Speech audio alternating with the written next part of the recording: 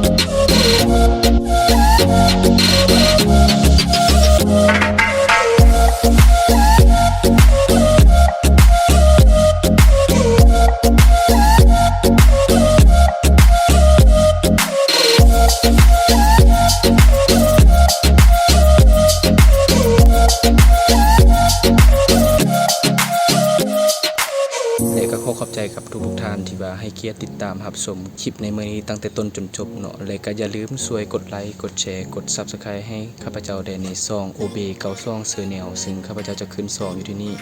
และเอาเป็นว่าถ้าว่าไผเนาะต้องการตัดผมบริการตัดผมถึงที่บ้านทานเนาะบ่ว่าจะเป็นตัดให้พ่อเฒ่าแม่เฒ่าลูกหลานเนาะซึ่งว่าข้าพเจ้าจะไปบริการให้เทิงทีกันเลยและเอาเป็นว่ามื้อนี้ข้าพเจ้าก็ต้องขอลาไปก่อนพบกันใหม่ในคลิปหน้าเนาะสำหรับมื้อนี้สบายดี